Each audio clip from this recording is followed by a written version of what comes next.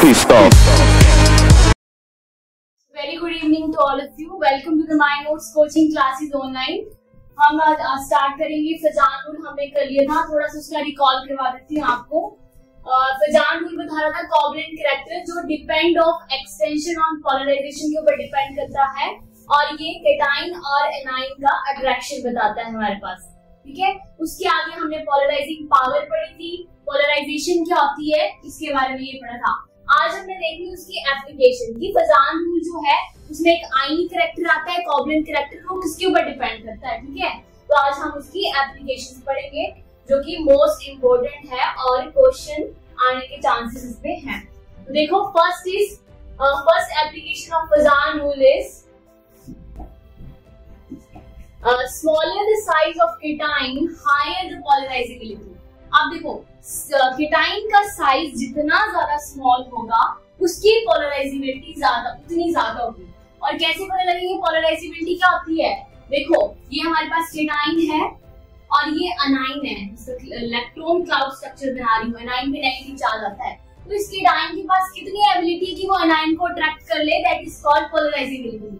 और ये अनाइन के पास कितनी ज्यादा कैपेसिटी कि उसके पास जा रहा है उसको हम बोलेंगे पोलराइजेशन, ठीक है। तो ये आपको मैंने पहले भी बताया था, बट यहाँ पर बता रहा है कि lithium, sodium, potassium, rubidium, caesium ये अल्कली मेटल की सीरीज है। देखो lithium, sodium, potassium, rubidium, caesium. अब डाउन साइड जाने पे साइज बड़ा होता है, ठीक है। बट यहाँ बोल रहा है कि केटाइन का साइज जितना स्मॉल होगा उसकी जो पोलराइजेबिलिटी उतनी ज्यादा होगी। तो यहाँ पर सबसे कम लिथियम का साइज है और सीजियम का सबसे ज्यादा है, तो पोलराइजेबिलिटी सबसे ज्यादा किसकी हुई? लिथियम की, ठीक है। तो ये फर्स्ट एप्लीकेशन है हमारे पास। सेकंड है larger the size of anion more will be the polarisability. अब देखो यहाँ पर कोवलेंट कैरेक्टर वर्ड भी आ रहा है, पहले इधर नहीं आया और वो किसके बीच में आया? आयनिक के बीच में। जैसे देखो मैंने यहाँ दिया है सोडियम फ्लोराइड, जैसे पहले सिर्फ फ्लोराइड को बताती हूँ, ये है F negative is less than Cl negative is less than Br negative is less than iodide negative, ठीक है। अब ये हमारे पास अनायनिक स्पीशीज है, ठीक है। और ये हमारे पास दिया, देखो सबके साथ मैंने सिर्फ सोडियम ही लिया हुआ है, ठीक है, यानी कि सबके साथ ये सोडियम एक पॉजिटिव आ रहा है, ठीक है। और कोवलेंट कैरेक्टर क्या बताएगा? जब उसके साथ अनाइन होगा तब वो कोवलेंट कैरेक्टर बताएगा। तो सबके साथ सोडियम आ रहा है हमारे पास और डाउन साइड जाने पे साइज इंक्रीज होता है, इसलिए ये सोडियम और फ्लोराइड और क्लोराइड है, इन सबके साथ जो नेगेटिव चार्ज है और सोडियम के ऊपर पॉजिटिव चार्ज है वो हमारे पास क्या बता रहा है? कोवलेंट कैरेक्टर को बता रहा है। और वो तभी इंक्रीज होगा जब अनाइन का साइज बढ़ेगा और जो केटाइन होगा वो एज इट इज रहेगा, ठीक है। तो उस केस में हमें पोलराइजेबिलिटी भी ज्यादा देखने मिलेगी और दूसरी चीज हमें कोवलेंट कैरेक्टर भी ज्यादा देखने मिलेगा, ठीक है। थर्ड है हमारे पास, ये दो एप्लीकेशंस है फजान रूल की। नेक्स्ट आता है हमारे पास बैलेंस बॉन्ड थ्योरी, ठीक है। इसको डिस्कवर किया था हिटलर एंड एक सेकेंड, यस हाँ, इसको डिस्कवर किया था हिटलर और लंदन ने, बट मॉडिफाइड किया था इसको पॉलिंग और स्लेटर ने इसको मॉडिफाई किया था, ठीक है। तो इसकी कुछ असम्पशंस हैं वो देखेंगे कि बोल रहा है two atoms come closer in distance of atomic diameter. जब दो एटम एक साथ आपस में आएंगे, कम क्लोजर आएंगे, तो उन दोनों का जो डायमीटर होगा उसको बोलेंगे एटॉमिक डायमीटर, ठीक है। Second one, at the time of overlapping जो डायरेक्शन होगी स्पिन ऑफ इलेक्ट्रॉन वो अपोजिट होगी, कैसी होगी? अपोजिट होगी। एंड द थर्ड वन, जो कोवलेंट बॉन्ड दोनों के बीच में अराइज होएगा वो डिपेंड करेगा कि उसमें कितनी ओवरलैपिंग हो रही है, that is extent of overlapping पे डिपेंड करेगा। And the last one, charge density is maximum at the zone of overlapping. जिस रीजन में ओवरलैपिंग होगी वहां पर जो चार्ज डेंसिटी होगी वो क्या होगी? मैक्सिमम होगी, ठीक है। नेक्स्ट है हमारे पास, ये बैलेंस बॉन्ड थ्योरी की असम्पशंस है। नेक्स्ट है हमारे पास टाइप्स ऑफ ओवरलैपिंग। अब देखो हमारे पास कितने टाइप की ओवरलैपिंग है?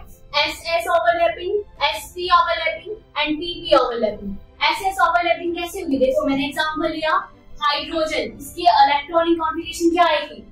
1s 2, ठीक है, क्योंकि दो हाइड्रोजन में एक इसका एटॉमिक नंबर 1 है और इलेक्ट्रॉन कितने हो जाएंगे 2, तो 1s2। तो इसमें दो s ऑर्बिटल जब ओवरलैप करेंगे तो उसको हम बोलेंगे ss ओवरलैपिंग, ठीक है। और sp ओवरलैपिंग में क्या आएगा, एक हमारे पास s ऑर्बिटल होगा और दूसरा हमारे पास p ऑर्बिटल आएगा, ठीक है। ये इस तरह बताएगा हमें p ओवरलैपिंग में हमारे पास s है, s का जो स्ट्रक्चर होता है उसकी जो शेप होती है वो स्फेरिकल होती है, ठीक है, और p है ये हमारे पास। Last one is pp overlapping, इसकी दो टाइप्स हैं, दैट इज pp कोएक्सियल, जैसे हेड ऑन ओवरलैपिंग बोलते हैं इसको, and the second one is side wise overlapping. अब देखो कैसे हो रही है कोएक्सियल हेड ऑन, देखो ये मैं ऐसे बना रही हूं स्ट्रक्चर्स, क्या दिख रहा है आपको, हेड ऑन ओवरलैपिंग दिख रही है, तो इसको बोलेंगे हम pp कोएक्सियल ओवरलैपिंग, इस तरह, ठीक है। And the second one is pp side wise overlapping, इसमें कैसे होगी, ये जो p ऑर्बिटल होगा वो इस तरह अरेंज होगा, देखो दिख रहा है आपको, ये साइड वाइज ओवरलैपिंग, जैसे मेरी दो आर्म्स है ये इस तरह, ये साइड वाइज ओवरलैपिंग हो रही है, ठीक है। तो 3 टाइप्स की हमारे पास ओवरलैपिंग है। आगे आता है हमारे पास कि counting the sigma bond and pi bond, कैसे काउंट करते हैं।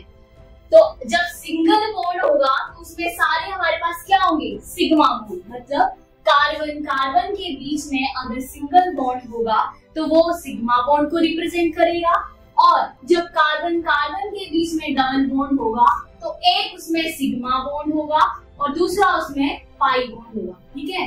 And the third one is triple bond, यानी कि कार्बन के बीच में अगर ट्रिपल बॉन्ड है तो एक हमारे पास सिग्मा आएगा और दो हमारे पास पाई आएंगे। अब इस पे क्वेश्चन ये आता है कि कैसे हम sp2 हाइब्रिडाइजेशन हमें पता लगेगी कार्बन के ऊपर sp3, ये हम आगे पढ़ेंगे, ठीक है।